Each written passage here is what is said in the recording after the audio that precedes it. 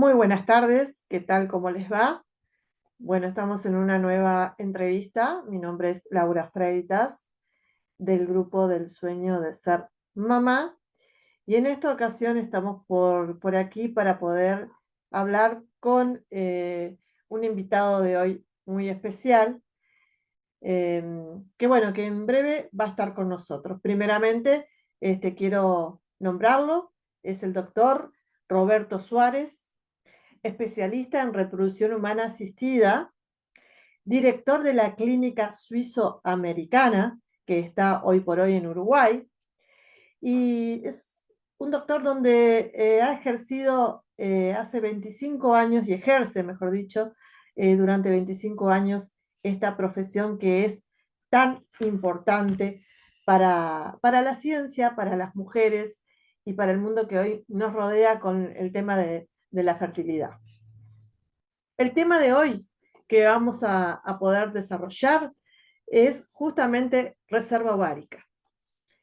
Les voy a dejar acá algo importante que vamos a destacar en esta conversación y entrevista, en el cual tenemos pactada con el doctor, que dice así: este es un tema fundamental y primario para las pacientes que desean lograr el embarazo.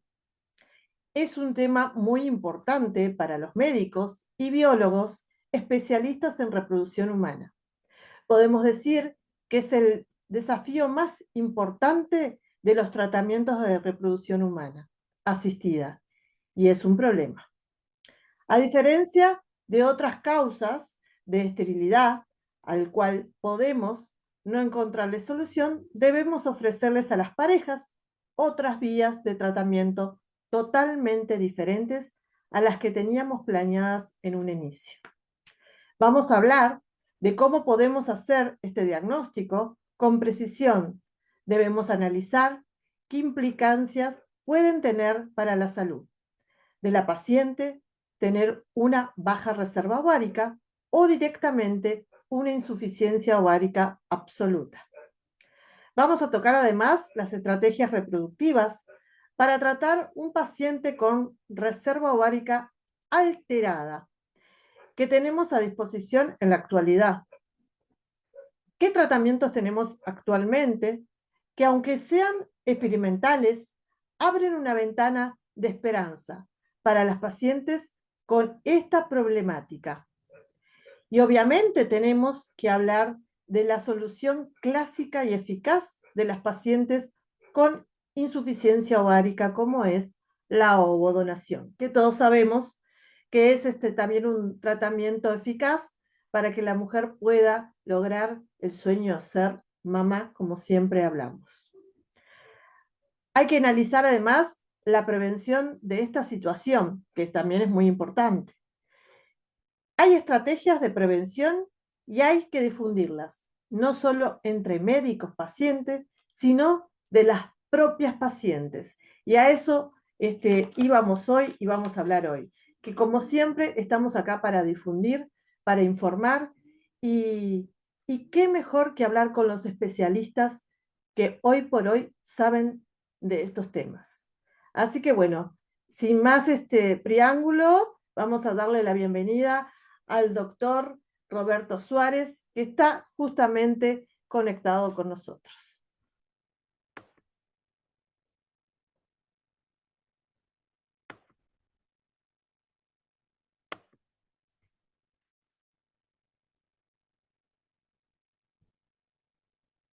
Muy buenas tardes, doctor Roberto Suárez, ¿qué tal? ¿Cómo les va? Muy buenas tardes. Tardes. ¿Qué tal, señor? ¿Cómo le va, doctor? Bien, bien, bien. Bueno, ¿Ustedes? bien, por suerte bien, acá, tratando de organizarnos un poco. Ya hicimos una pequeña introducción de lo que vamos a hablar el día de hoy. Ya le hice también la presentación. Igual me gustaría que también usted pueda presentarse y explayarse un poquito más. Bueno, este, primeramente le agradezco por la invitación para poder charlar de reproducción, que es un tema que no solo me dedico, sino que me apasiona, ¿no? Ujú. Nosotros empezamos con la subespecialidad de reproducción humana asistida hace 23 años aproximadamente. ¿Mm? Y bueno, y como hace tanto tiempo que empezamos, ¿mm? Y ha pasado tanto tiempo, puedo decir con orgullo que soy parte bueno, de la historia de la reproducción asistida en nuestro país y con todos esos cambios que hubo en la reproducción asistida en el mundo. ¿Mm? Claro. Ujú. Este, recordar pasos históricos de la reproducción asistida. Por ejemplo, cuando comenzó el ICSI, la inyección intracitoplasmática de gametos, Mm. un cambio cuantitativo y cualitativo fundamental en la reproducción asistida. Fue un antes y un después. Bueno, pude vivir ese cambio. Luego recuerdo otros cambios, como por ejemplo cuando empezaron los primeros diagnósticos genéticos de preimplantación. Ujú.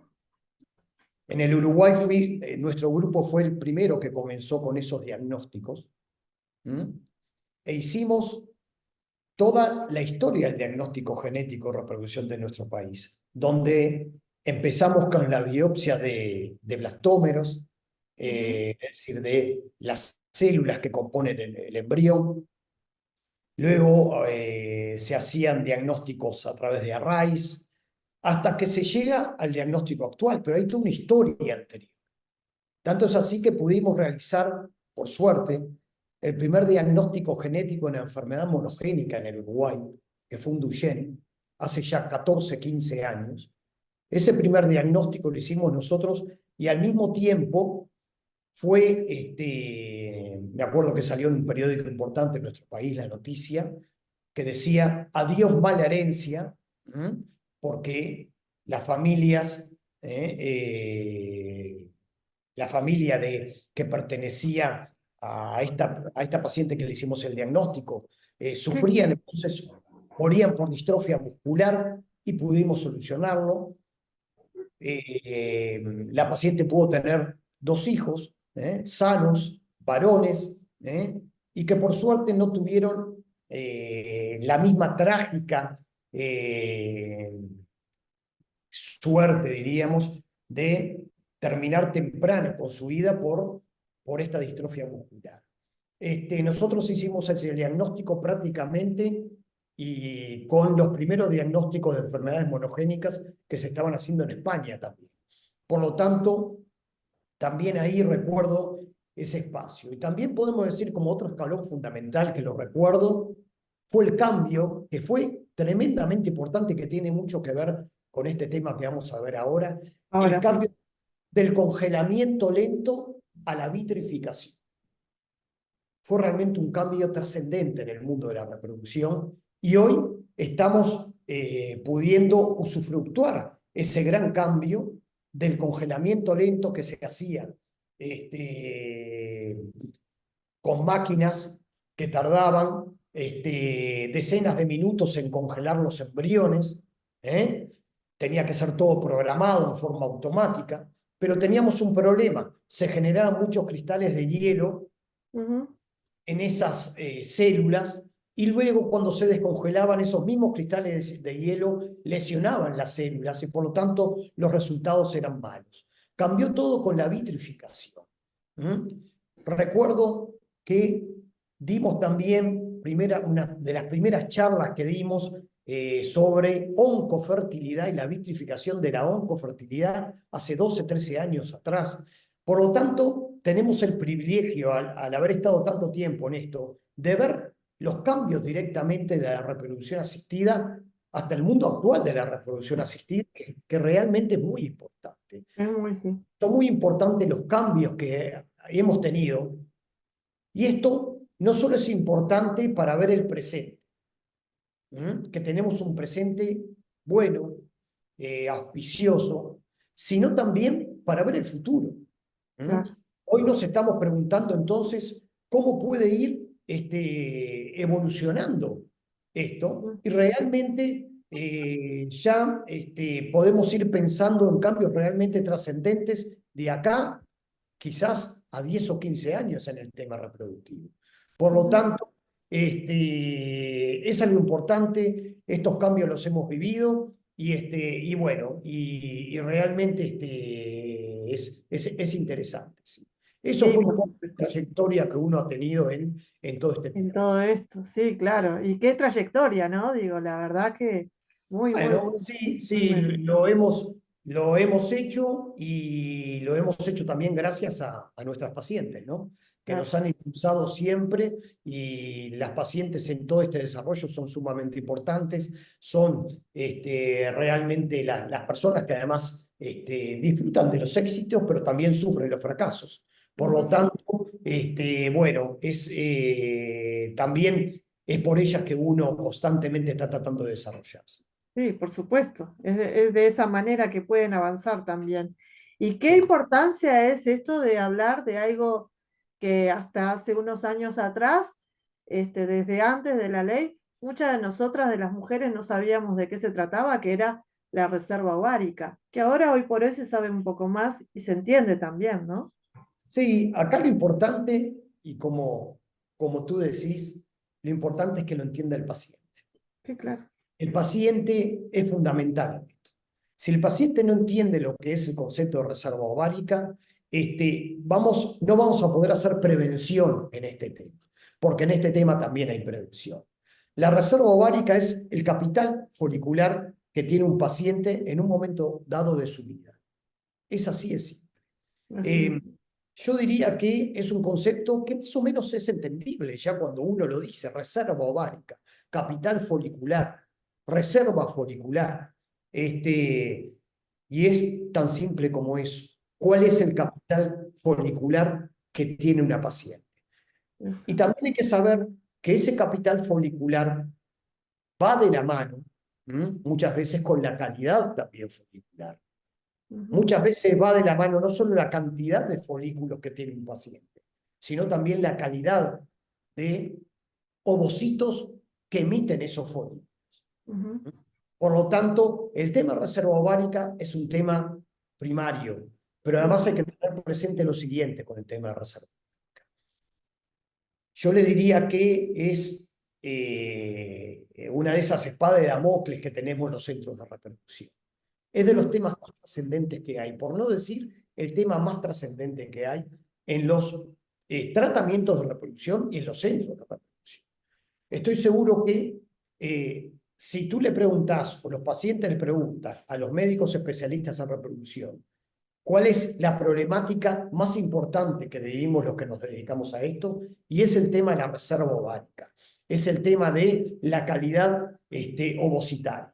También es verdad que el tema de la calidad espermática y la reserva espermática y la insuficiencia testicular es muy trascendente. Pero sin embargo, debido a la cantidad de gametos que puede haber en un paciente y en una mujer, el tema de la reserva ovárica es primario para lograr los objetivos. Por lo tanto, es un tema trascendente. Y vuelvo a decir, es un tema que preocupa mucho a los médicos que hacemos en reproducción y cuando nosotros vemos una paciente que tiene una pobre reserva ovárica, ya sabemos entonces que es una paciente que puede realmente ser compleja para lograr los resultados. Claro, claro. Hay diferentes posibilidades, diferentes causas por la cual una pareja puede consultar a un médico reproductor. Y en las diferentes causas pueden haber situaciones complejas, muy complejas o no tan complejas. Sin Ujú. embargo, hay situaciones como la reserva ovárica que nosotros podemos llegar a decir que es de las pocas causas que podemos llegar a determinar que nos puede dar un fracaso ese tratamiento y que podemos no llegar nunca al objetivo. Mm. Con todas las otras causas, nosotros podemos de repente lograr una lucha muchas veces muy importante, muy desgastante para el paciente, pero podemos llegar a lograr el objetivo. Sin embargo, cuando una paciente tiene una reserva ovárica muy disminuida o una insuficiencia ovárica relativa o absoluta, Muchas veces nosotros sabemos que podemos no lograr el objetivo de lograr un embarazo con los propios gametos de la paciente. Claro, y ahí vamos a Tanto otro. es importante este tema por eso. ¿Mm? Ujú. También, contradictoriamente, Sí. un tema que por un lado es muy trascendente, que es frecuente Mm. y que es trascendente, vuelvo a repetir, porque podemos no llegar a lograr el objetivo, Sí, claro. pero por otro lado, es verdad que podemos llegar a una solución que es de las más simples y de las más efectivas. Por lo tanto, es una paciente que en ese sentido es contradictoria, porque podemos pasar de tener una gran complejidad a dar un resultado muy bueno con un tipo de tratamiento que ya vamos a ver bastante. Ahí va. Muy bien. Yo acá me busqué un poquito, me informé un poquito con preguntas que vamos a ir haciendo. Primeramente, lo que queremos saber, qué es la reserva ovárica y cómo afecta en la fertilidad. Bueno, como le dije anteriormente, la Visión. reserva ovárica es el capital folicular que tiene una mujer. Ujú, La mujer no nace con un número determinado de ovocitos, que ujú. puede ser 1.000.000, 1.500.000. Sí. Pasa tiempo y a la adolescencia llega ya con 500.000. Perdió en el camino desde el nacimiento a la adolescencia, perdió 1.000.000 de ovocitos. Por lo tanto, pasa a tener en la pubertad 500.000 ovocitos. Que es verdad, para lo que es una ovulación espontánea, Sí. tenemos ovocitos en gran cantidad. Pero de todas formas vemos que la pérdida ovocitaria en el correr del tiempo es realmente importante. Y el capital folicular es eso, es el capital ovocitario o folicular que tiene una paciente en cierto momento de su vida. Y el tema es trascendente, como lo dije anteriormente, la importancia del tema ya la expliqué anteriormente. Claro, y eso como dice usted, en cuanto a la edad, porque ya dijo que en determinado momento obviamente baja. ¿Eso cómo va siendo gradualmente o... La edad de la mujer o la calidad ovocitaria es inversamente proporcional a la edad de la mujer. Esto es real. Las mujeres que tienen 30 años tienen una calidad ovocitaria mejor que las que tienen 35. Y las que tienen 35 tienen una calidad ovocitaria mejor que la que tiene 40. La vida es así. La raza humana es así. Y la mujer, el capital y la calidad de sus ovocitos depende de la edad que ella tiene. Por lo tanto, ahí ya estamos encontrando un elemento de prevención de reserva ovárica. Es la consulta precoz, el no perder tiempo, en tratar de evaluar la reserva ovárica en forma precoz, en el momento en el cual el paciente tiene duda. No importa que tenga la paciente 25 años. Si la quiere evaluar la reserva ovárica, la tiene que evaluar, porque siempre encontramos sorpresas. Pero por lo tanto, la reserva y la calidad ovárica tiene mucho que ver con la edad de la paciente. Ese entonces es otro de los problemas. Nosotros recibimos las pacientes a una edad que no es la ideal. Claro. En el Uruguay recibimos las pacientes promedialmente con 35 o 36 años en la primera consulta. Eso es un momento tardío. Por Tardío. suerte, gracias a la ley de reproducción, Mm. gracias a la difusión de los problemas reproductivos, bueno, las parejas, las mujeres, los hombres, ya están siendo más precavidos con el tema de sus diagnósticos reproductivos. Si están consultando en forma más precoz, pero aún hay que insistir en ese aspecto. Perdón que haga un paréntesis acá, creo que eso también debería ser algo para educar en el momento que van al ginecólogo, ¿verdad? Realmente, Este, y que ahí, como cuando nos hacemos el PAP, obviamente. debería de haber una cartilla donde diga, bueno, como tú dijiste, ¿verdad? A los 25 años, ¿por qué no? Empezar a ver esa reserva ovárica, sería lo esencial para la mujer. Y ahí Creo que podría sí, ser, yo creo que sí, pero además, si tú analizás la importancia de esto, es mucha. Claro. No solo por el paciente, Mm, ¿m? Y no solo por la mujer, sino porque hay elementos que nos permiten la prevención. claro. Ustedes han tenido un técnico que dio una charla muy buena sobre vitrificación ovocitaria. Sí. Es un elemento de prevención. Mm, Por lo tanto, si tuviéramos un diagnóstico de reserva ovárica, ya no digo malo, por lo menos dudoso, hay mm, elementos para actuar. sí. Pero además no estamos hablando en un país que no se puede dar el lujo de no darle una mano a la paciente que quiere tener hijos. ¿Por qué no nos podemos dar el lujo? Porque Porque la estamos tasa en baja. nuestra Sí, es bestialmente mala. sí, ¿Mm? está mal. Nosotros estamos, en cuanto a tasa de natalidad, nos estamos pareciendo a países desarrollados que están tomando ya actitudes tremendamente importantes para que los pacientes puedan acceder a diferentes terapias, como puede ser la vitrificación de óvulos, por causa directamente social, no solo por una causa oncológica, sino porque el paciente desee guardar ovocitos para un futuro. ¿Por qué? Porque el problema de la natalidad en Uruguay, como en otros países del mundo, como puede ser Japón, por ejemplo, es bestial. Es cierto. Nosotros vamos a tener los mismos problemas que tienen esos países con baja natalidad, en el cual se están cerrando ya colegios, escuelas. Mm, ¿Por qué? Porque no hay lo suficientemente cantidad de niños para ocupar esos lugares. mm, Se están transformando escuelas en shopping mm, por la baja natalidad. Por lo tanto, y acá está uno de los temas primarios para atacar la baja natalidad. La consulta precoz, mm. evaluar la reserva ovárica de la paciente, dar la posibilidad a la prevención. Y los otros lugares, no solo el médico, tú dijiste algo muy bueno que el ginecólogo tendría que aplicar.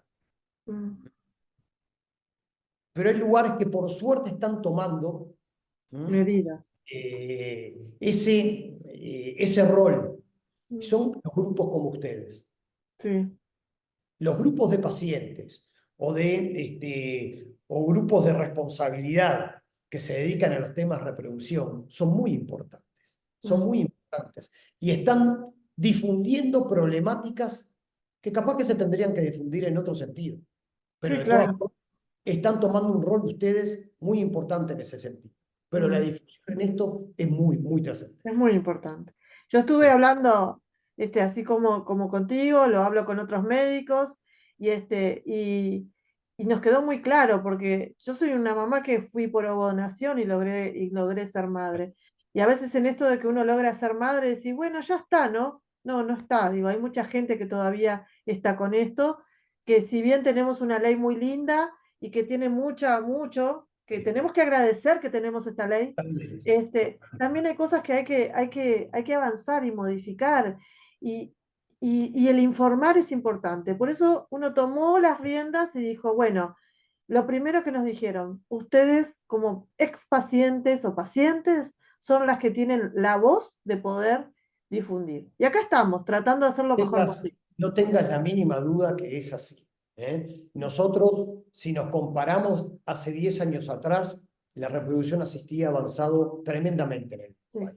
Gracias a la ley, gracias al acceso al Fondo Nacional de Recursos, solo alcanza con ver la cantidad de tratamientos que hay ahora y que había hace 10 años atrás. claro. Pero de todas formas, hay formas de perfeccionar. Hay Sí, sí, formas de perfeccionar el acceso fundamentalmente. Y vuelvo a repetir, la reproducción cambia, la sociedad cambia.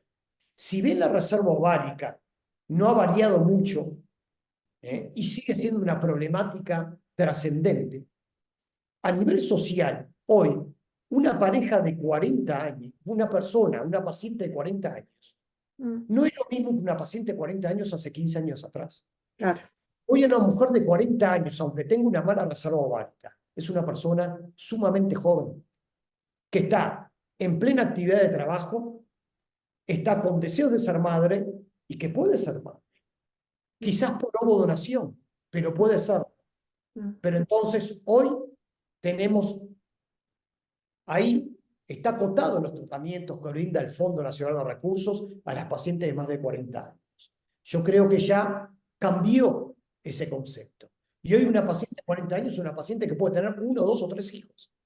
Mm. Yo sé que la reserva ovárica puede ser inadecuada, pero existe la ovodonación. Hay que darle el espacio, porque hay una paciente, una paciente que está en condiciones de criar 1, 2, 3 hijos, de tener una familia que quizás hace 15 años atrás socialmente era diferente. Pero hoy no es así.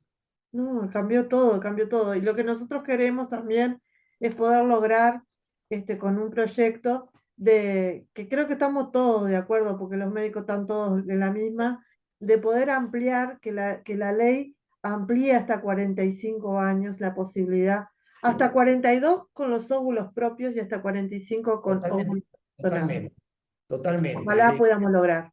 Yo lo llegué a charlar hasta con la ministra ese tema Mm, y en una charla informal, por supuesto, claro.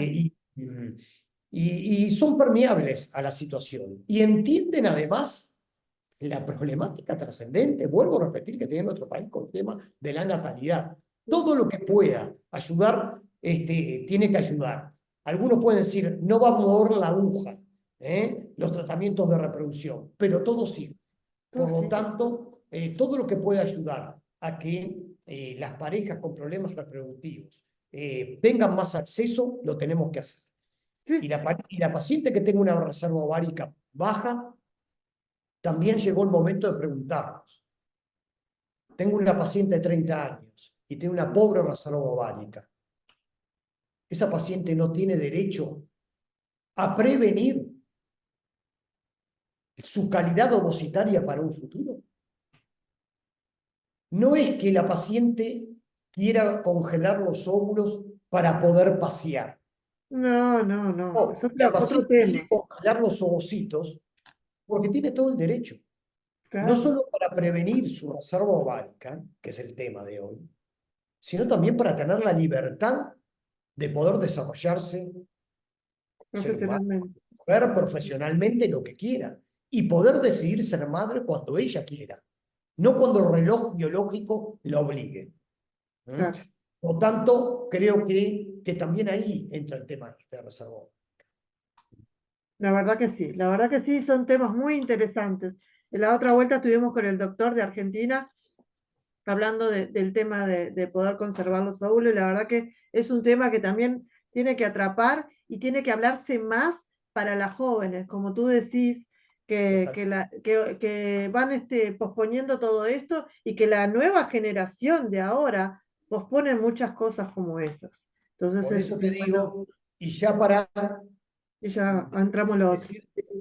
decirte, uno de los últimos puntos del tema reserva ovárica, pero ya te lo digo ahora, así Mm, lo uno con lo así. que tú decís. La prevención. Mm, Hay formas de prevenir el tema de la reserva ovárica. Vuelvo a decir, insistiéndole a las pacientes, hablando solo de reserva ovárica, ¿no? sí. Insistiéndole a las mujeres que consulten con su Que no ginecólogo, tengan miedo, que o si consulten, no, pues. con un especialista en reproducción, para evaluar, doctor, quiero saber cómo está mi reserva ovárica. Y hoy tenemos armas que son fundamentales y son muy precisas en la evaluación de la reserva ovárica. También cambió la reproducción en eso. Y entonces entramos ya a un segundo capítulo de la charla. ¿Podemos diagnosticar correctamente la reserva ovárica? Claro que la podemos diagnosticar correctamente. Es un tema. Sí. ¿Cómo lo pueden hacer? ¿Hay alguna? Lo primero es esto, es la charla con la paciente, es Bien. primordial. Mm, A mí se me presenta una paciente acá, mi consultorio, como estoy ahora, y me dice, doctor, quiero intentar lograr embarazo. Tengo 41 años. Yo ya estoy haciendo ahí el primer diagnóstico de una posible mala reserva ovárica. Y no le estoy pidiendo ningún estudio. Sin embargo, ya en esa primera consulta, si tiene 41 años, lo primero que le voy a decir, bien, vamos a hacer un diagnóstico de reserva ovárica, pero ya tú te tenés que ir de acá de la consulta sabiendo esto. Todas las tasas de embarazo son bajas a tu edad. Los tratamientos, la mayoría de las veces van a tener que ser tratamientos de alta complejidad. mm. y al mismo tiempo todo lo que yo te pida y que me lo tengas que traer es todo urgente a partir de ahora. Por lo claro, tanto, en un solo estudio ya te estoy haciendo un probable diagnóstico de mala reserva ovárica solo con la edad de la paciente. Luego, obviamente, hay que pedir estudios. Estaban los clásicos, la clásica evaluación hormonal del día 3, como mm, era la FSH, la LH y la estradiol, la hormona folículo estimulante, la hormona luteinizante y la estradiol del día 3 del ciclo. Yo lo sigo pidiendo también, pero no son los principales, las principales variables para el diagnóstico actualmente. ¿Mm? Pero es verdad, cuando la FSH está muy elevada, o mm, cuando está baja pero el estradiol está muy elevado, o la LH también está elevada, son todos elementos de mala reserva ovárica. ¿Mm? Pero hoy tenemos elementos bastante precisos para determinar la reserva ovárica, como es la hormona antimulleriana, es, que mm, es un examen de sangre que se hace también en los primeros días del ciclo o en cualquier etapa del ciclo la podemos hacer. Y también el conteo de folículos centrales mediante una ecografía transvaginal el día 3 o 4 del ciclo. De esa forma, nosotros vamos a tener una idea bastante aproximada y bastante certera, diría yo, de cuál es la reserva ovárica de la paciente. Por lo tanto, en una segunda consulta, teniendo en cuenta la edad de la paciente, perdón, las patologías que puede tener una paciente. Por ejemplo, si es una paciente que tiene una endometriosis, ya sé que es una candidata de una reserva ovárica alterada. Si es una paciente que ha tenido intervenciones quirúrgicas a nivel de los ovarios, también sé que puede tener una reserva ovárica alterada. Pero si a eso le agregamos entonces la valoración hormonal del día 3 del ciclo, la hormona antimulleriana, la ecografía para ver los folículos centrales en el día 3 del ciclo, vamos a llegar a un diagnóstico muy preciso de cuál es la reserva ovárica del paciente. La reserva ovárica me va a permitir a mí decirle a la paciente, señora, usted tiene una reserva ovárica adecuada para su edad. Por lo tanto, por ahora, quédese tranquila si no quiere tomar ninguna acción. Si quiere tomar una acción, la vitrificación de óvulos puede ser lo más adecuado. Si ajá, no, nos veremos el año que viene para una nueva reevaluación de su reserva ovárica. No se olvide de esto. Hay que reevaluarlo nuevamente al año aproximadamente. Si es que la paciente no quiere tomar ninguna acción preventiva, como puede ser la vitrificación de óvulos. Y por supuesto, si a través de los estudios vemos que la reserva ovárica es pobre o muy pobre o absoluta, es decir, que llego a la conclusión que hay una insuficiencia ovárica relativa o hay una insuficiencia ovárica absoluta que no tiene ovocitos para lograr un embarazo, es ahí cuando voy entonces a darles los posibles caminos terapéuticos que se tienen.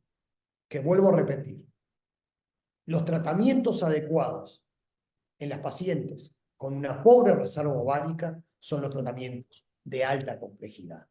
Y el consejo sano a decirle a esa pareja es, no pierdan tiempo. Y hay que pensar rápidamente en la alta complejidad. bien.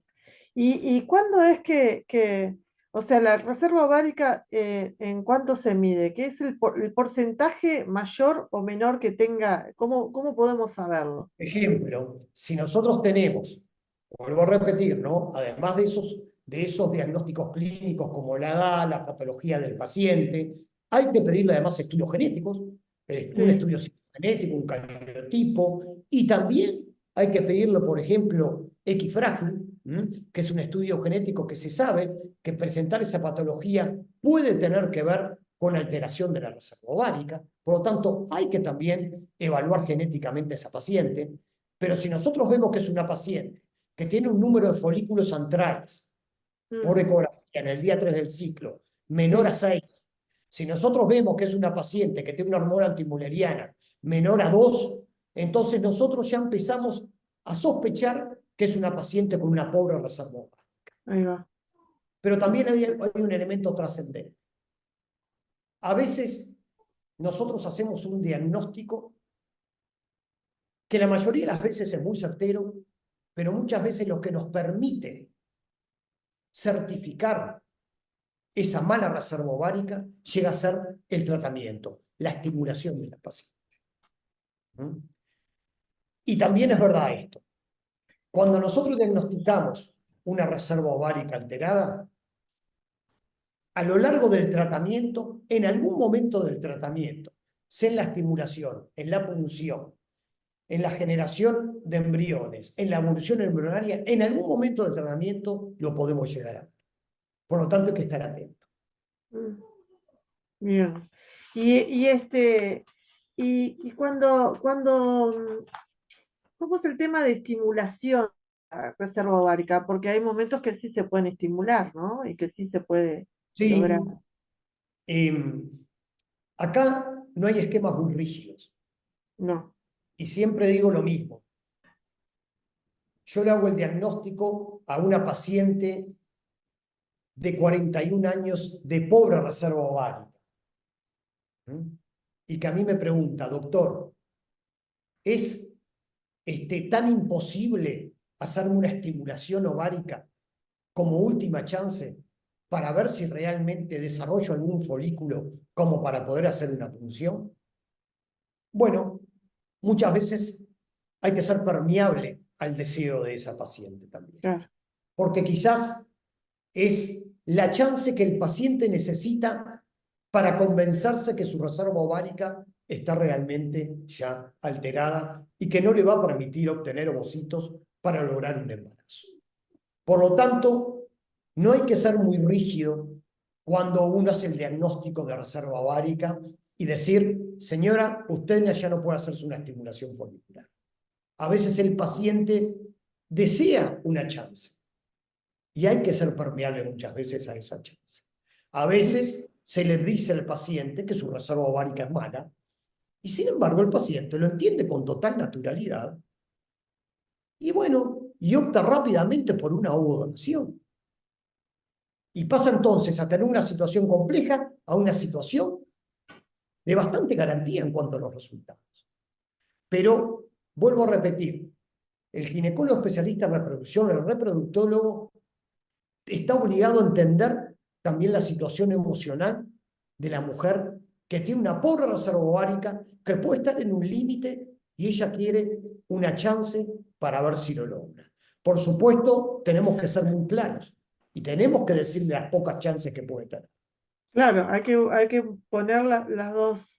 Totalmente, pero el paciente puede llegar a tener deseos importantes de poder lograr una estimulación para ver si desarrolla algún folículo. Por lo tanto, eso hay que tener presente. Cuando se hace una estimulación en una paciente con baja reserva ovárica, obviamente, las dosis de gonadotrofinas a dar son las dosis máximas.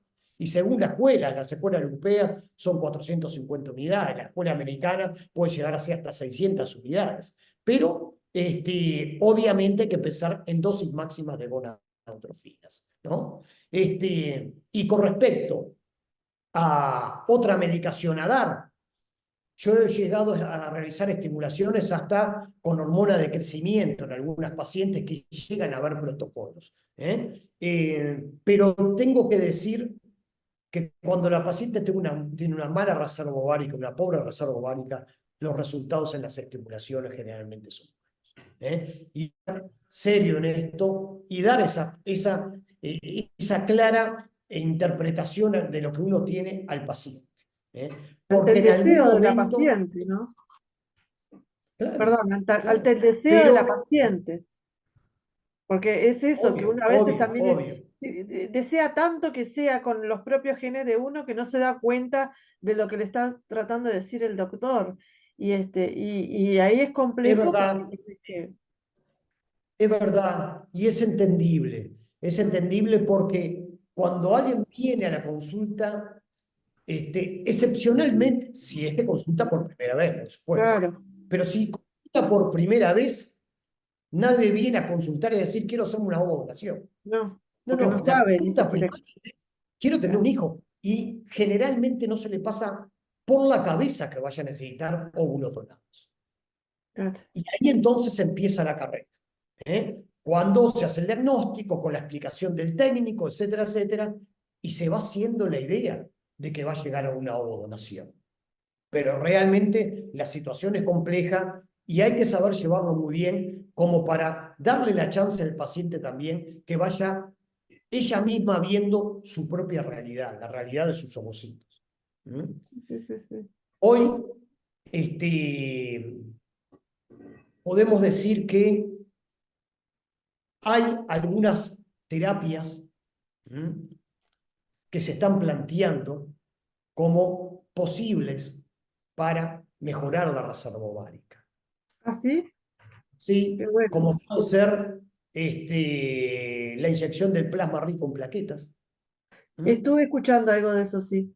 Y lo que se conoce también como fragmentación de la corteza ovárica, ¿no? De ¿Eso los está en que estudio? ¿Eso está en eh, estudio o usted lo...? nosotros son tratamientos que están en una etapa experimental. Ah, Nadie puede proponerlo, además por la baja cantidad que aún claro, está, como una situación que vaya a resolver los problemas.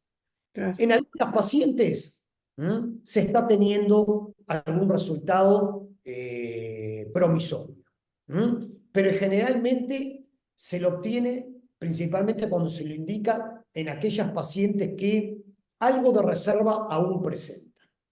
Sí, Cuando estos tratamientos se proponen en pacientes con una insuficiencia ovárica absoluta, sí. no tienen resultados. Y vuelvo a repetir, son técnicas experimentales que no se las puede recomendar aún No. como un uso ya a proponer a toda paciente que tenga una reserva ovárica. Lo que se está desarrollando más es el plasma rico en plaquetas, que es algo muy sencillo, se extrae sangre a la paciente, se centrifuga, se separa luego lo que es el plasma de los glóbulos rojos, y ese plasma rico en plaquetas, que las plaquetas tienen un factor de crecimiento importante, que se utiliza en otros tratamientos, desde tratamientos estéticos hasta en tratamientos traumatológicos, etcétera, etcétera, tienen, al tener un factor de crecimiento, muchas veces se piensa que puede tener entonces una acción importante sobre las células madres, sobre ovocitos que están quiescentes, dormidos a nivel del ovario y que podrían tener cierta acción, ¿no? Hay que inyectarle esa porción, esa fracción de plasma en el ovario que muchas veces se utiliza en la punción folicular de una estimulación para también, una vez que se obtienen los folículos, hacer la inyección del plasma rico en plaquetas. Y se espera más o menos 60, 90 días para ver si hay un resultado, haciendo quizás una nueva estimulación folicular. Qué bueno. Pero es el camino más novedoso y podríamos decir que lo más nuevo que hay a Lo nivel de bueno los es, claro, producción. claro. ¿Mm? Pero está en pleno análisis, en pleno desarrollo, por lo tanto no se lo puede dar como una técnica que podemos promocionarla como que tiene una evidencia clínica positiva totalmente. Faltan números, faltan estadísticas hacia Faltan estadísticas, falta mucho. Es como una cosa que es falta como, aún, pero admito que es un camino que se está recorriendo ya por diferentes centros. qué bueno porque Sí, están como abriendo el espectro y sí, viendo lo más mínimo para ver cómo pueden solucionar sí. el tema de la reserva, ¿verdad? Que es Se está, importantísimo. se está así evaluando principalmente entonces, por lo menos se están viendo posibilidades de mejorar la reserva ovárica en los pacientes. Luego, muchas veces, ¿qué se hace? Que tú me preguntabas por la estimulación o por los tratamientos. Sí, A veces también existe lo que se llama doble estimulación. ¿cómo es eso? Es una estimulación simple que se inicia en el primer día de la menstruación del paciente, Sí, se hace la punción, se obtienen los ovocitos, se los fertiliza e inmediatamente se comienza una nueva estimulación en la segunda parte del ciclo. ajá. Hoy Y es, sabemos que la oleada de crecimiento folicular no es solo en la primera etapa del ciclo, Antes pensábamos eso, que era solo en la primera etapa del ciclo que se podía comenzar a estimular el paciente. Hoy sabemos que hay diferentes oleadas de crecimiento de los folículos y que muchas veces, si empezamos con la estimulación en la etapa lútea, es decir, luego de la punción, Sí. podemos también obtener más nuevos folículos y hacer una nueva punción y obtener más ovocitos. Por lo tanto, quizás en un ciclo de 30 y poco de días podemos llegar a hacer 2 estimulaciones y 2 punciones y obtener entonces un número de embriones adecuados. Ahí está. Y hago un paréntesis ahí, un paréntesis. Eso que tú decís, para la paciente, supongo que no, que si lo hacen es porque es seguro, ¿verdad? Digo, pero uno Sí, pregunta, ¿qué sí. riesgo tiene? ¿Tiene algún Yo, riesgo? yo diría que la estimulación folicular eh, hace varias décadas que se realiza. Ujú. Y no hay una relación de aumento de patología ovárica con la estimulación folicular. Pero además no estamos hablando entonces de un procedimiento nuevo. Estamos hablando que la estimulación folicular hace décadas que se hace. Y ya está. No hay un aumento de patología, por ejemplo, oncológica a nivel ovárico con esta gran cantidad de tratamientos que realizamos. Si tú ves los millones y millones de niños nacidos vivos por fertilización in vitro, ahí te darás cuenta la cantidad de tratamientos que hacemos. Sí. Y esa cantidad de tratamientos, las mujeres nos están cayendo de cáncer de ovario. No, no, no. No sabemos que haya una epidemia de cáncer de ovario. Por lo tanto, Claro, la relación entre estimulación y patología ovárica no es así. sí, Luego, por supuesto, la paciente puede tener síntomas por la estimulación. Entonces, no va a ser lo mismo hacer una estimulación que 2 estimulaciones. Luego, una punción folicular, bueno, no es lo mismo hacer una punción que 2 punciones. claro. Pero sencillamente podemos decir también que nunca vemos accidentes importantes en las punciones foliculares de los pacientes. Prácticamente los desconocemos a esta altura. Por lo tanto, creo que no va a haber ningún riesgo en esa paciente en hacerse 2 estimulaciones y 2 punciones en 30 y poquitos días, que tiene baja reserva ovárica, para poder acumular ovocitos o embriones. Para entonces aprovechar al máximo la pobre reserva ovárica que tiene. Que sí. Ahí. Esta estimulación, esta doble estimulación, O sea que todas estas cosas no causan no, ninguna contraindicación no hay que... evidencia que una doble estimulación vaya a generar una problemática. Te digo más, Ujú. también es una de las vías de tratamiento en las pacientes con oncofertilidad, que queremos estimular para obtener sus óvulos y vitrificarlos. Sí, Bueno, la doble estimulación también es una posibilidad para pacientes que, por supuesto, que tienen el tiempo, esos 30 días, que no van a empezar su tratamiento de quimioterapia, de radioterapia, y si disponen de 30 días, es una de las posibilidades que nosotros le damos a esas pacientes para poder vitrificar ovocitos. sí. Tanto es aconsejado por los centros de reproducción y por los especialistas en Sí, ese sentido. inclusive la ley ampara a las pacientes oncológicas para Para que esa puedan doble, para esa doble bioconservar estimulación. los óvulos. Sí, sí. Porque obviamente hay algo que es así. ¿Qué efecto tiene esto negativo? El costo. Ah, el El costo. costo Sí, sí. El costo, importante. el El costo costo, sí. sí. El Fondo Nacional de Recursos no cubre a una paciente con baja reserva ovárica que No. se tenga que hacer 2 estimulaciones y congelar embriones. Mm. Por lo tanto, es una paciente que se lo tendría que hacer en forma privada. Y que no Gastar, fuera nada gastar en barato. doble medicación, Sí, sí. y gastar en doble tratamiento. Por lo Ujú. tanto, son costos trascendentes que Son muchas cosas. veces limitan, ¿no?, el realizar estos procedimientos.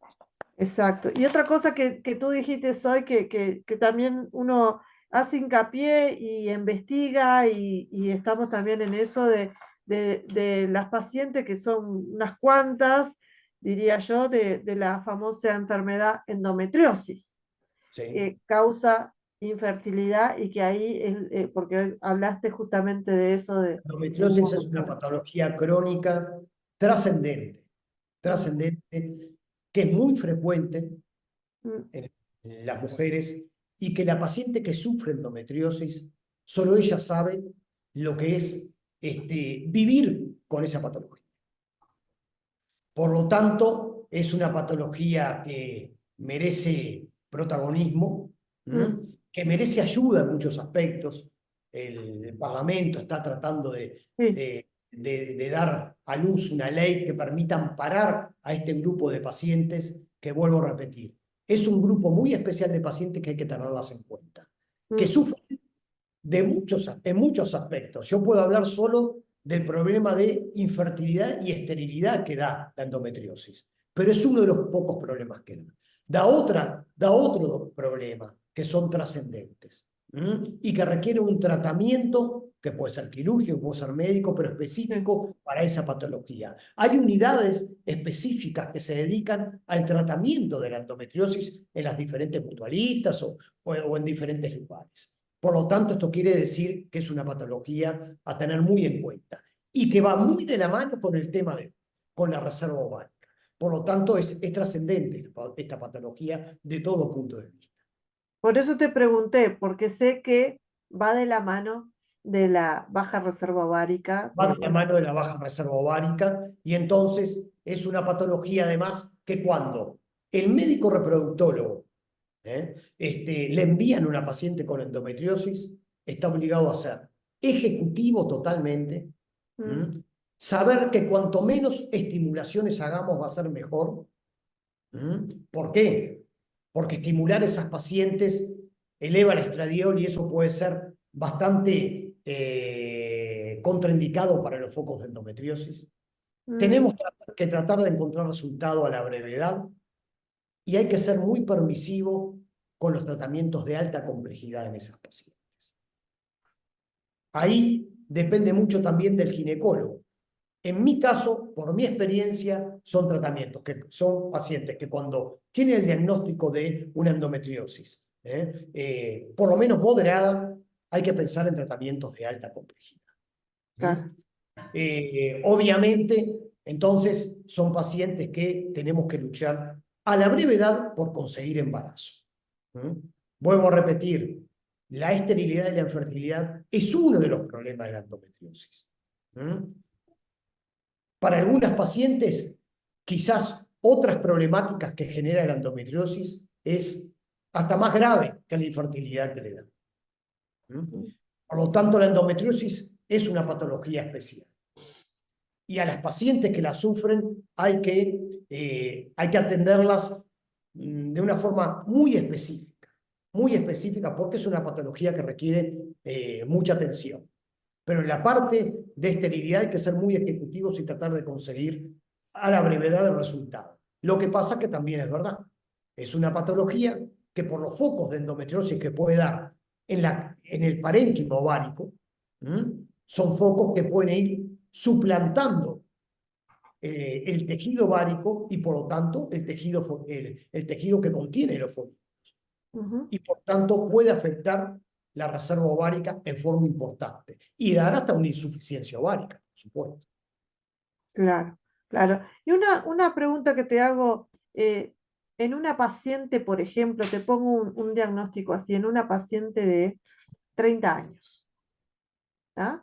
Que ha intentado varias veces, por ejemplo, de poder quedar embarazada y no lo ha logrado. Y de repente le hacen la antibuleriana y, y le sale baja, muy baja, en una paciente de 30 años. Eso, eh, me imagino que debe haber un montón de factores para que una paciente tan joven llegue a una reserva ovárica tan baja, ¿verdad? Obvio. Eh, lo primero que hay que hacer es estudiarla de todo punto de vista.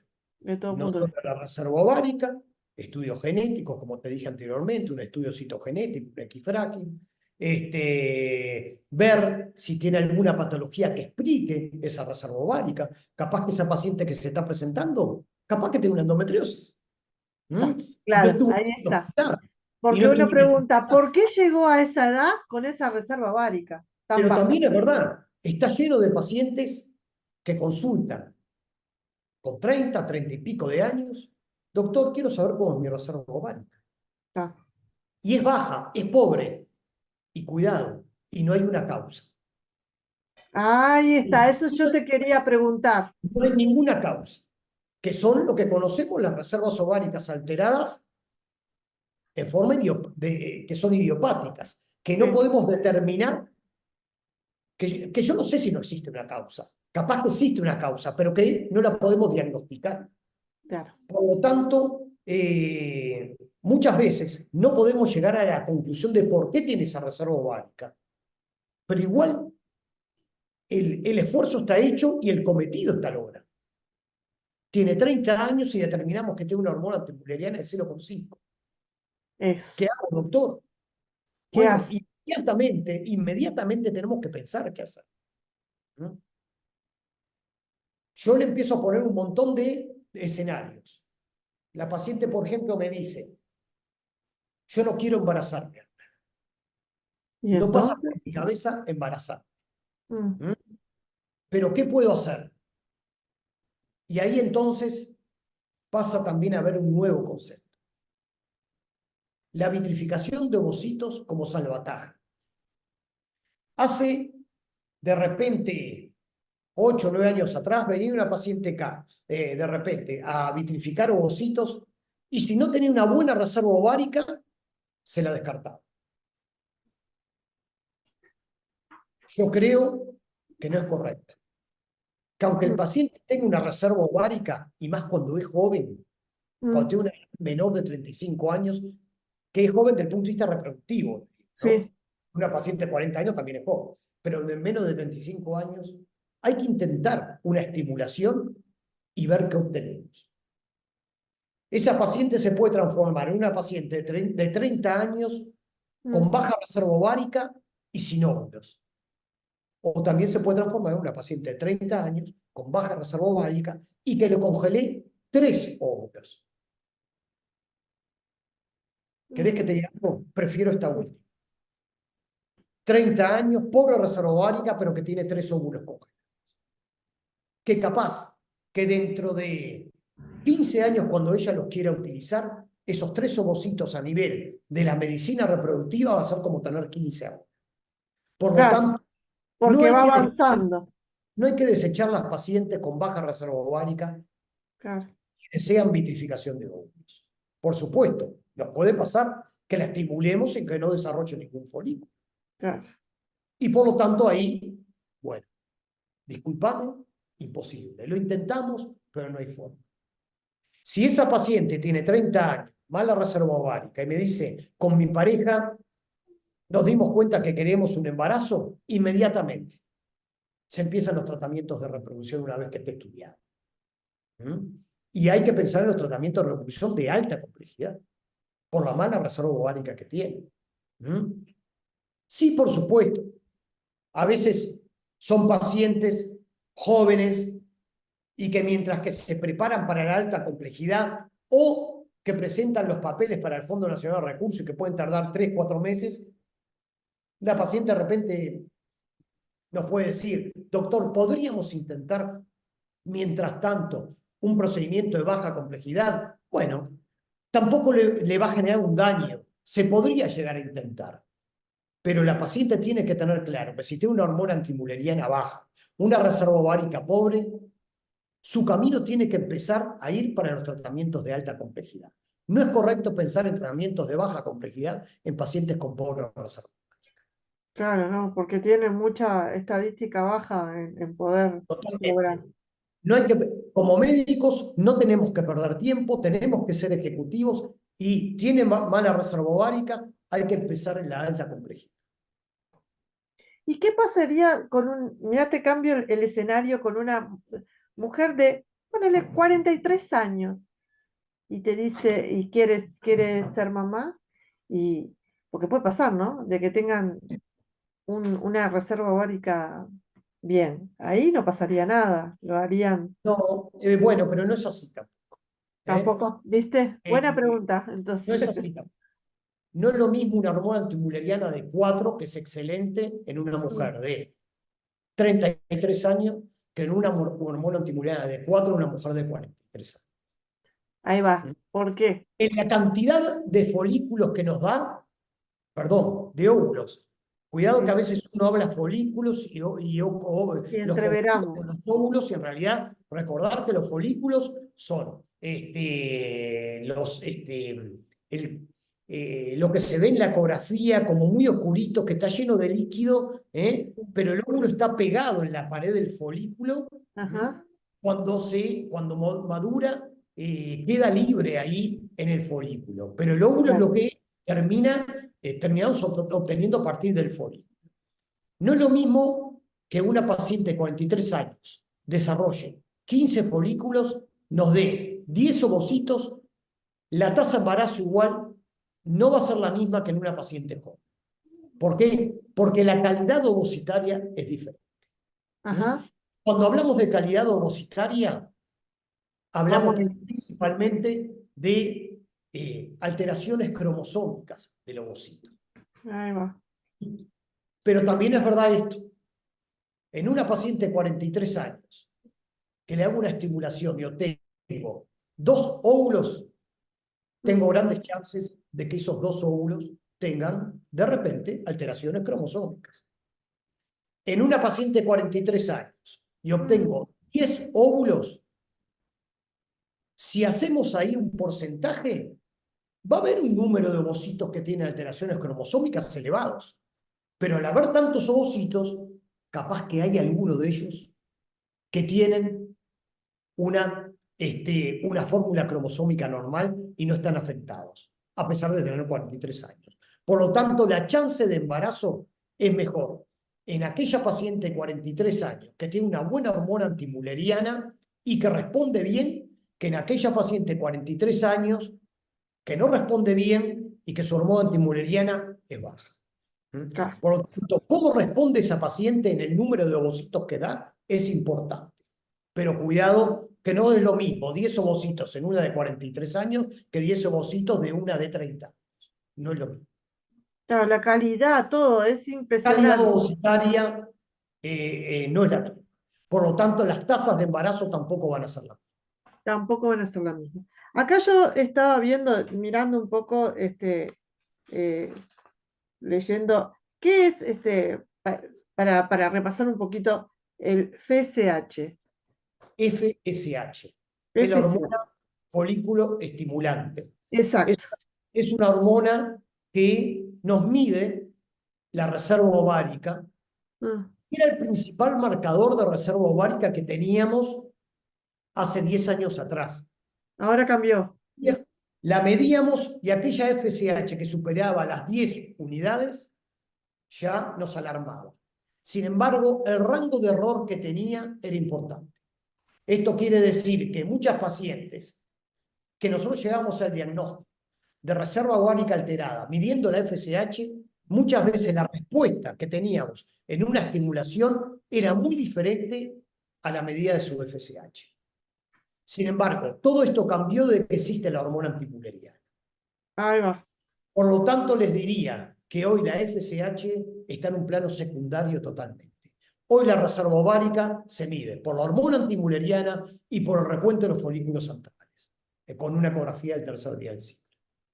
Sí, acá estaba viendo hormona antibuleriana. La hormona antibuleriana es liberada por el folículo ovárico, es decir, la estructura del ovario donde se desarrolla el óvulo. Su valor es alto cuando hay maduración de muchos óvulos y disminuye si decide el número de óvulos. ¿Está bien, Claro, no? claro. Es una medida, por ejemplo, en aquellas pacientes que tienen un síndrome ovario poliquístico, que tienen mucho el desarrollo de muchos folículos, es muy alta, por ejemplo. Claro. Pero además, lo más importante de esto es que hay Sí. correlación entre la hormona antimuleriana y los resultados. Ajá. La paciente con una mala hormona antimuleriana, recordad lo que te dije hace unos minutos, en algún momento del tratamiento se ve. Y esto yo siempre le digo a los pacientes, de repente tiene una mala hormona antimuleriana y responde muy bien. Y la paciente termina dando 10 folículos, 10 ovocitos. Mm. Siempre soy cauto igual con la información en ese caso.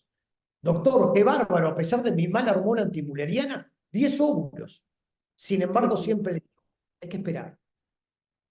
Y siempre se ve la importancia de la hormona antimuleriana en alguna parte. Quizás en la fertilización. Tenemos 10 ovocitos, pero tenemos una tasa de fertilización baja. Quizás en la evolución de los embriones. Tenemos 5 embriones, pero llegan a blastocisto a día 5, poca cantidad. Y la calidad, la morfología no es buena. Y si le hiciéramos un diagnóstico genético a esos embriones, capaz que habría muchos alterados genéticamente, cromosómicamente. Por lo tanto, la hormona antimuleriana nos cambió el diagnóstico. claro. Y hoy, tener una mala hormona antimuleriana, hay que ver los resultados, porque siempre termina mostrándose algo en los tratamientos. Qué increíble, ¿no? Digo, sigue siendo complejo el tema y hay mucho que... Mm. Es muy complejo, pero eh, el tratamiento que sigue siendo el más sencillo, el más efectivo y el que nos permite muchas veces terminar con la agonía del paciente, de la pareja y del médico mismo. No es lindo ver a una paciente que viene a repetir ese tratamiento, etcétera, Que es etcétera. estresante, ¿no? Es desgastante para todos, para ella, para su pareja y para el técnico. Tener en cuenta que el tratamiento fundamental para esa paciente que quiere lograr embarazo y que no puede con sus propios ovocitos es la ovodonación. Mm. Es un A eso voy. tratamiento brillante, Mm. es excelente. Las tasas de embarazo son excelentes. El tratamiento es sumamente aceptado. Mm. La paciente no se lo termina cuestionando nunca. No, Existe, además, siempre yo le digo a la paciente, ten en cuenta que ese embrión de 5 días va a vivir gracias a ti. mm, Tú le vas a transferir un montón de cosas. Le vas a dar desde tu forma de ser hasta tu cariño, tu cuidado, todo. claro, Por todo, lo tanto, la ovodonación la tenemos que seguir defendiendo a muerte. a muerte. Yo soy Eh, una de ellas que la defiendo a muerte porque gracias a la ovodonación tengo mi niña de 6 años. y bueno, tu hija te lo va a agradecer siempre. Sí, claro. Entonces, esas experiencias hay que trasladarlas. La Sí, ovodonación es como para hacer un monumento en la reproducción asistida. sí. ¿Sabés por qué? Te voy a repetir, y capaz que vos lo vas a recordar con tus tratamientos. Pasaste de ser una paciente compleja, Mm, que lo sufrías vos y lo sufría tu médico, mm, ¿m? Que la peleabas constantemente, mm. a ser una paciente que solucionó el problema de una forma casi sencilla, te diría. Sí, ¿M? sí, la verdad que sí. Entonces, hoy que la ley lo avala totalmente, que hay además un marco legal que permite la elección de la donante en forma muy estricta, que hay donantes, que la gente ayuda. Yo me pregunto, ¿no es lógico que aquella paciente que tiene más de 40 años y que una ovodonación, se le abra la puerta y se le diga, señora, bienvenida, entre al mundo de la ovodonación que le va a dar su hijo? Hay que sacar el límite de los 40 años, no puede estar más. Totalmente de acuerdo. Yo la tuve a los 43 y tengo 49. Oh, Y empecé a los 35 con todo. ya está. Y tú no te acordás de mí, pero uno de de los primeros doctores que visité fue a ti y fuiste tú el que me mandaste la antibuleriana. Y ahí conocí el mundo de lo que era la famosa ovodonación, que no teníamos ni idea de qué era. Y Por empezamos todo eso, ese camino. por eso digo, tú entonces sabes que no me estoy equivocando en lo que te digo. No, claro, por Que supuesto. el camino es muy duro, es muy complejo. Sí, Este, obvio. es más complejo, obviamente que es muy complejo para la pareja. La que más sufre el impacto es la mujer. Sí, ¿Mm? y lo sabré. Eh, los, la, la repercusión emocional de querer un hijo y no tenerlo es comparable con una repercusión emocional de un paciente, una paciente que tiene una patología oncológica que se va a morir. Sí. Es bestial. Por lo tanto, hay que entender eso. Lo que repercute emocionalmente en una paciente, no poder tener. Hay que entender lo que sufre su pareja. Y también quiero decirle a los pacientes, no sufrimos al mismo nivel, pero No, lo que nos amargamos los médicos que hacemos reproducción, todos, desde los que conozco a los que no conozco en mi país, claro, porque es los que algo, defiendo hasta los que no defiendo, todos los médicos que hacemos reproducción en el Uruguay, nos amargamos cuando los tratamientos no tienen el resultado que queremos. Entonces, cuando una paciente tiene baja reserva ovárica, el camino de la ovodonación sigue siendo el camino fundamental. Hay que abrirse a ese mundo, hay que hablar con su médico de la ovodonación. ¿Mm? por supuesto, Y estoy hay que totalmente de entender acuerdo.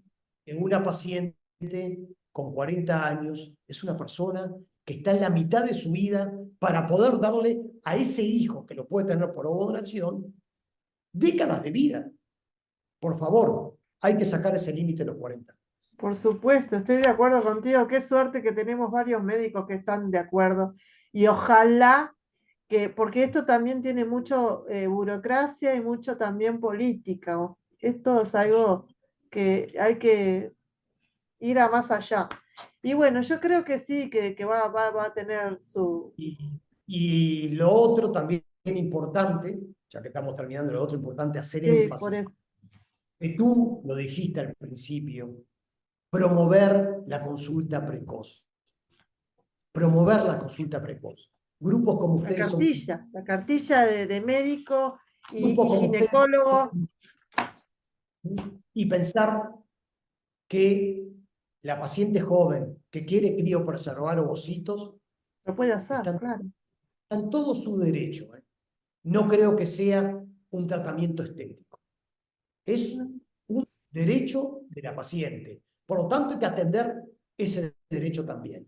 Yo creo No es perdón, creo que cuando salga la ley, que ojalá que sí, la de la endometriosis, es importantísimo y creo, yo no leí el proyecto, quién lo presentó o cómo, pero dentro del proyecto debería de existir, que supongo que debe estar, que la ley pueda amparar a esas mujeres que tienen la enfermedad o que van, porque tienen la posibilidad, como tú dijiste, de poder conservar sus óvulos, porque después eso va deteriorándose, ¿no? No, pero además ahora salió también el método ropa, lo autorizaron. También, Entonces, yo creo que se están abriendo las posibilidades. Además, no podemos dejar de reconocer lo que ha avanzado Uruguay en el tema sí. reproductivo.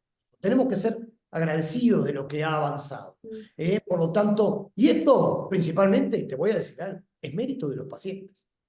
Principalmente es mérito de los pacientes. Los pacientes se tienen que poner ahora, principalmente las que ya lograron hijos, se tienen que poner ahora sobre sus hombros, sacar el límite de los 40 años, sacar la ley de endometriosis, permitir que las pacientes jóvenes puedan acceder a la vitrificación de ovocitos, pero Exacto. ampliar todo eso, porque eso entonces son todos los derechos reproductivos que tienen que tener los pacientes.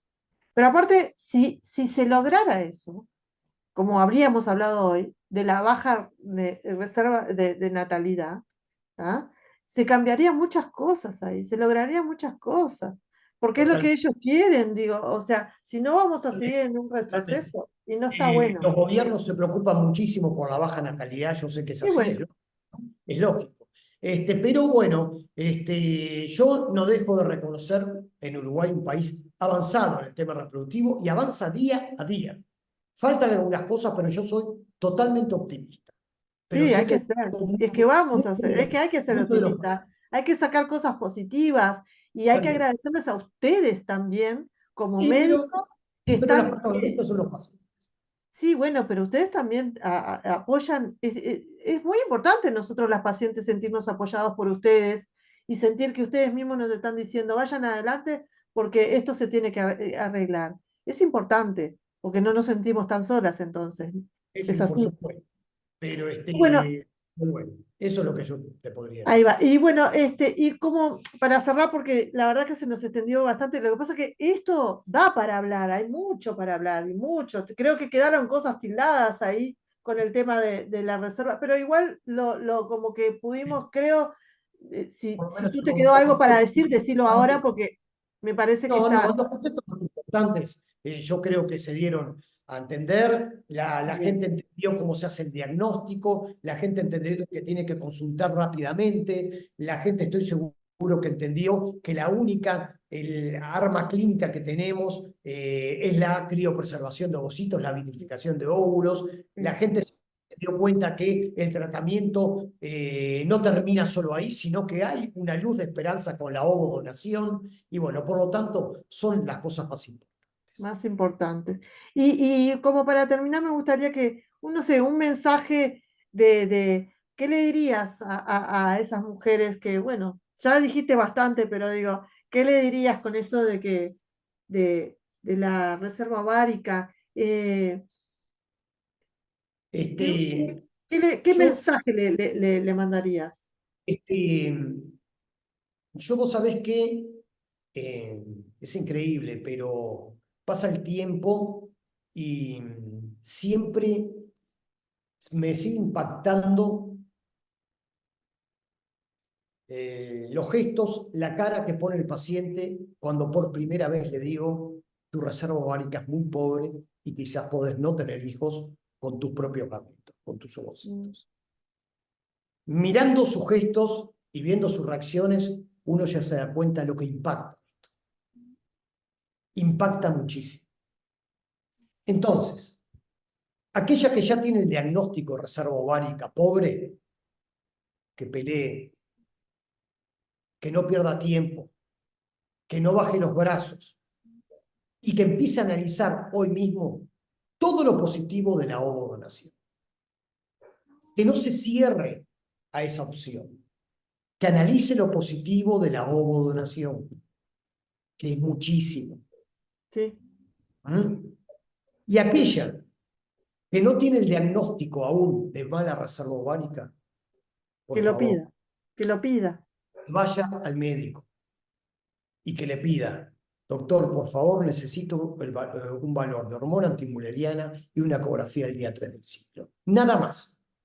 Y luego que se lo haga interpretar por un médico especialista en reproducción asistida. Lo tiene que interpretar un médico con experiencia.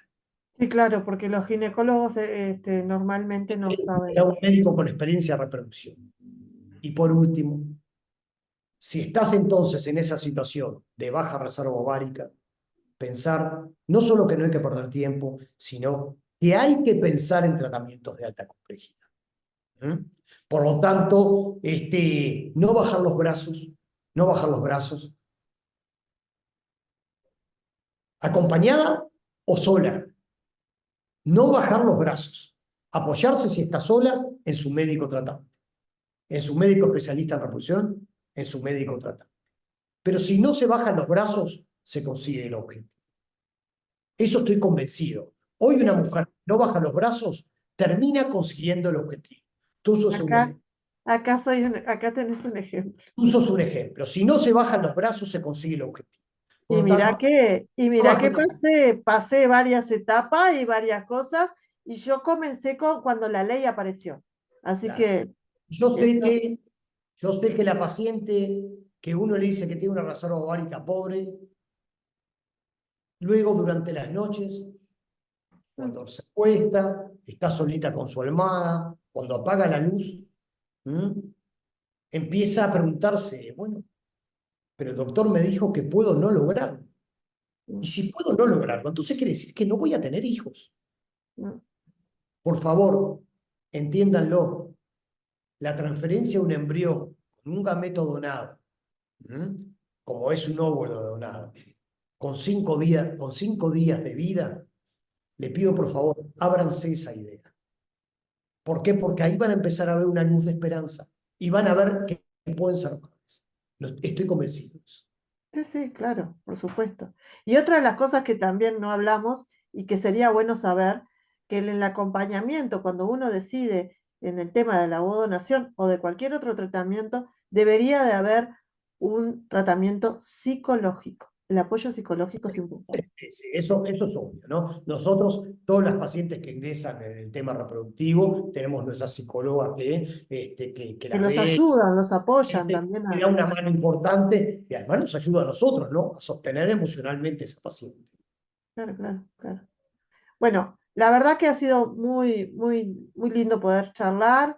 Yo te agradezco un Bueno, montón por favor. que hayas querido estar hablando de estos temas que son muy importantes para todas nosotros y para las mujeres que vienen y que no entienden de qué estamos hablando.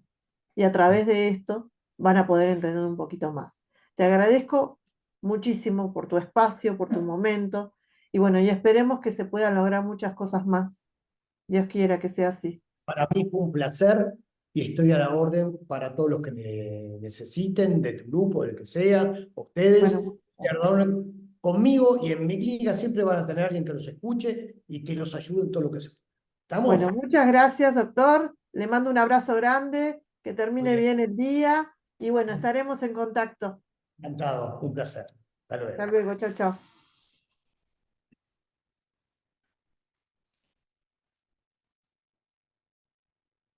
Bueno, como verán, realmente terminamos esta entrevista que la verdad ha sido muy, muy productiva y estamos más que agradecidos con el doctor Roberto Suárez, que nos ha hablado de un tema que realmente es sumamente importante y que muchas de nosotras, como quien les está hablando, ha tenido que pasar por un diagnóstico de baja reserva ovárica y que muchas veces uno pregunta, ¿y qué es eso? Bueno, hoy pudimos hablar con el doctor para saber un poquito más de qué se trata la reserva ovárica y, y también esos puntos tan esenciales como es poder tener una prevención en lo que es la reserva ovárica, que es sumamente importante poder prevenir eso y también algo que seguimos hablándolo y está bueno que ustedes lo sepan como mujeres. em, Cuando vayan al ginecólogo, pidan hacerse un diagnóstico de reserva ovárica. Es un derecho que como mujer debemos de tenerlo y lo tenemos. Entonces no duden de consultar con el médico y decir, yo quiero una reserva ovárica, sea la edad que sea, a los 25, a los 30, cuanto más temprano, mejor. Lo ha dicho recién el doctor. Cuanto más temprano podamos tener un resultado visible en lo que es nuestra reserva ovárica, mejor, mejor para saber cómo estamos, para ver qué queremos hacer en el futuro, si queremos ser madres ya o queremos esperar un poco más. Es importantísimo. Hacerse el examen que tendría que estar en la cartilla del ginecólogo, bueno, mientras no esté, nosotras podemos decir, bueno, queremos ese examen, ¿verdad? Como tantos otros que vamos a ir hablando a lo largo y ancho de las entrevistas que tengamos, porque la idea de hacer estas entrevistas es para informar, para poder darles una herramienta más a ustedes, de poder saber de lo que estamos hablando y de qué están al frente, qué es lo que tienen ustedes al frente. Eh, el examen que hay que pedir es el antibuleriano. Es un examen básico, les traen justamente lo que es una muestra de sangre y ahí, como dijo el doctor, pueden tener la posibilidad de saber un poco más. Y después está el tema de la ecografía también, para poder acompañar ese examen. No dejen de preguntar. Bueno, ustedes saben que nosotros somos un grupo de hace ya 8 años, el sueño de ser mamá siempre está presente y que nos pueden consultar a cualquiera de nosotras para poder saber un poquito más. Y si no, hablarlo con el médico, que es lo primordial y lo esencial, poder hablarlo con el médico cabecera. Y las clínicas que hoy por hoy, que es importante que sepan, eh, que justamente nos faltaba hablar con el señor doctor Roberto Suárez, que es una de las clínicas, la suizoamericana es una de las clínicas avalada por el Fondo Nacional de los Recursos, ¿verdad? Nos faltaba justamente charlar con él y qué mejor que este tema que es tan importante para todas, que es la reserva ovárica. Y decirles que hoy por hoy las 3 clínicas que abarca el Fondo Nacional de Recursos, donde ustedes pueden ir, googlear y saber el número de teléfono, preguntarnos a nosotros para que puedan contactarse, es la Suizoamericana, Serín y lo que es el Pereira Rosell, el grupo del Pereira Rosell, que también está avalado por el Fondo Nacional de Recursos. Son 3 clínicas esenciales donde ustedes pueden consultar todo lo que es relacionado a la reproducción asistida humana, a las complejidades que, que llevan cada tratamiento y a su diagnóstico, que ustedes necesitan saber cómo poder seguir, de poder ser mamá. Desde acá les mando un abrazo fuerte. Estaremos con más entrevistas más adelante con otros doctores, con otras especialidades. Y bueno, síganos en YouTube, en el canal El Sueño de Ser Mamá, nombrado por Laura Freitas, donde ahí tendrán todas las entrevistas de los médicos. Les mando un beso enorme y hasta la próxima. Chau, chau. Y recuerden, nunca bajen los brazos, porque el sueño de ser mamá está dentro de nosotros mismos. Chau, chau.